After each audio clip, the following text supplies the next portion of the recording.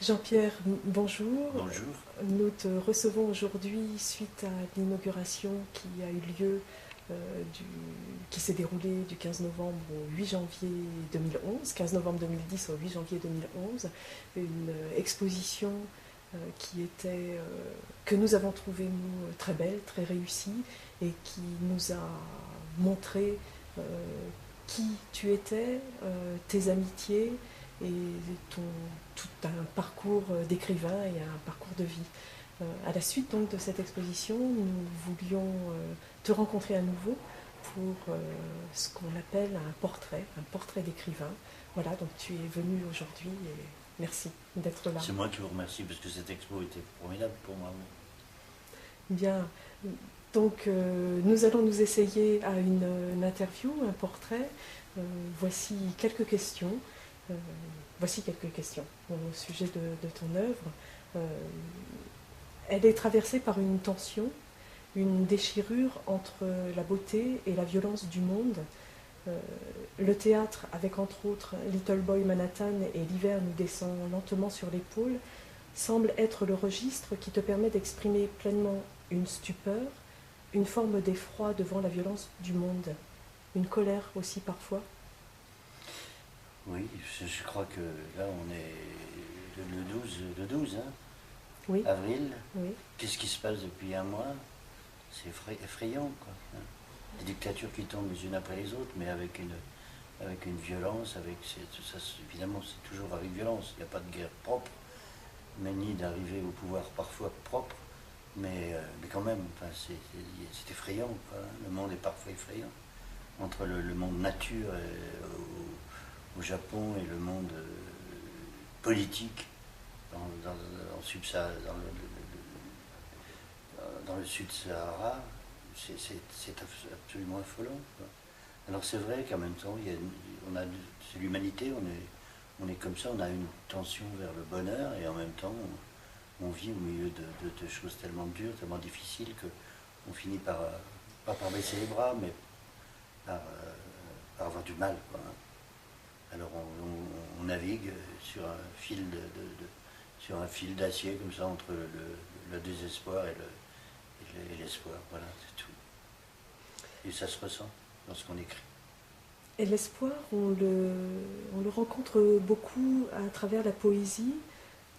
Tu nous livres un monde empreint de tendresse, de lumière, de beauté aussi. Oui, mais parce que c'est une tension vers, voilà. C'est la tension vers l'amour, vers le beau, vers le temps, vers tout ce qui fait qu'on est heureux d'être homme par moment, enfin heureux d'être humain, parce que homme, je vois bien ce que c'est seulement, oui, d'être un être humain. Alors c'est vrai qu'on a cette tension-là vers ce qu'il y a de meilleur, mais on retombe parfois sur ses pattes, quoi. Hein. C'est pas toujours facile. Et ce qu'il y a de meilleur, c'est parfois entaché de sang. Hein. J'ai vu ça pendant la guerre d'Algérie, donc j'ai côtoyé cette chose-là, qui est à la fois de l'espoir de quelque chose, de l'espoir comme ça, presque sans, sans complément d'objet direct, on espère, comme ça, on espère quoi, je sais pas. Et puis en même temps, on désespère parce que ce qui se passe tout autour est redoutable. Alors c'est ça, je crois que c'est cette espèce de dualité, on vit dans une dualité terrible. On ne peut pas ne pas s'en tenir compte. De toute façon, elle est là. On est immergé là-dedans. Alors voilà. Dans Soleil nomade, un livre que nous avons beaucoup aimé ici dans les bibliothèques de Chambéry, dans ce livre, tu varies justement les écritures et tu sembles en jouer. Tu voyages entre récits autobiographiques, poésie, romans, à la recherche du monde et de toi-même, comme si tu n'en avais jamais fini avec la quête d'une harmonie sur Terre. Non, on finira jamais, je crois. Vraiment, je finirai jamais la quête d'une harmonie. Parce que c'est toujours c'est bien que vous posiez ces questions, parce que c'est toujours la même thématique. C'est la thématique du qu'est-ce que je fais là, quoi. Qu'est-ce que je fais là et où j'en suis dans ce que je fais là. Où je suis. Hein. Où je suis immergé, encore une fois, dans un monde dans lequel j'ai qu'un désir, c'est d'être heureux, comme tout le monde, comme n'importe quel être humain normalement constitué. Et en même temps, j'ai les yeux, les oreilles ouverts, et je ne peux pas ne pas tenir compte de tout ce qui se passe. Et ce qui se passe, c'est pas toujours la parousie, c'est pas toujours le bonheur, c'est pas toujours... voilà, c'est ça. Et c'est cette espèce de quête après laquelle, je crois, tout le monde court. Et ce qui est désespérant, c'est qu'on y court, mais on n'y court pas tous dans la même direction. Alors on se finit par se bousculer et par se casser la figure, quoi. Au sens propre et au sens figuré, je dirais. Tu navigues entre la première et la troisième personne du singulier, toujours dans ce livre, hein, Oui. entre je et il, qui sont à la fois toi et l'autre. Oui, pour moi, ça c'était très important parce qu'il y a plein de citations aussi d'autres. Normalement, je fais c'est je, après c'est tu, parce que je m'adresse à quelqu'un, et après c'est nous, hein, parce que je et tu, ça fait nous. Hein, et là aussi, on ne peut pas ne pas vivre nous. On ne vit pas que je, on ne vit pas que tu, on vit nous, toujours. Les relations humaines comme ça sont tellement fortes, on ne peut pas vivre s'il n'y a pas nous. Voilà. Un enfant perdu, les enfants loups, ils n'avaient rien. Donc on le vit en fonction de tout le contexte avec lequel on a grandi et on continue de grandir, ben, j'espère. Et puis voilà. Le dialogue avec toi-même est inséparable du dialogue avec les autres alors. Ah oui, complètement. Ah, si les autres n'existaient pas, je ne serais pas ce que je suis. Je ne dis pas que je suis ni bien, ni mal, ni ci, ni ça. Je suis aussi le résultante de toutes les rencontres que j'ai pu avoir. Donc j'ai à droite, à gauche, les autres m'ont marqué d'une manière ou d'une autre, sans que je le sache, même inconsciemment, mais peu importe. Bien sûr. Ça, c'est une évidence absolue. Quelques rencontres. Mais même des rencontres dont j'ai plus conscience peut-être. Je suis de l'enfance à maintenant, je suis marqué par 1000 rencontres, mais alors il y en a qui ont été très fortes, mais parce qu'elles restent en mémoire. C'est un peu comme un ciel étoilé, on sait très bien que toutes les étoiles qui brillent, toutes les étoiles, elles sont toutes mortes, et pourtant Dieu sait si elles nous apportent encore des choses.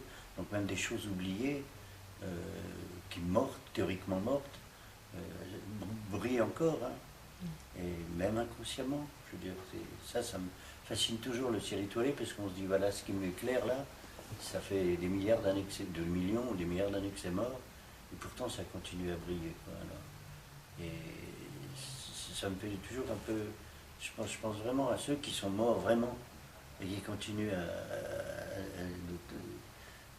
avec lesquels on continue quand même à converser. C'est curieux, hein, mais c'est comme ça. Morts par leur absence ou morts vraiment, morts physiquement. Tu écris le monde comme d'autres le peignent. De quel regard te sens-tu proche? De quel regard te sens-tu proche? Ben, pour moi, le regard le plus proche, c'est un regard fraternel, quoi. Un regard où on peut être conscient de la vérité de l'autre et pas lui marcher sur les pieds qui ne marche pas sur les nôtres. Je veux dire que c'est un des mots les plus beaux, alors que c'est quand même un des mots les plus honnis aussi parfois, c'est la tolérance, quoi. Mais c'est vrai que c'est un mot qu'on n'ose plus employer parce que d'abord on a tellement joué en disant qu'il y avait des maisons pour ça, mais il y a des vies pour ça, je trouve, justement, au lieu de chercher. Et la tolérance, c'est pas seulement c'est une sorte d'éthique, hein, si je ne comprends pas, si je n'aime pas, si je déteste ou si je refuse ce qu'est l'autre, alors on ne pourra jamais parler. Ça, c'est pas possible. Donc ça me coupe complètement de toute possibilité d'ouverture, de toute possibilité de contact et de toute possibilité de fraternité. Voilà. Alors, bon, je ne suis pas naïf au point de penser que je fraternise avec le monde entier. Bien sûr que non, c'est évident. Mais Mais c'est quand même une tension vers ça. Hein. J'aimerais, voilà, on va crever de toute façon, moi comme tout le monde.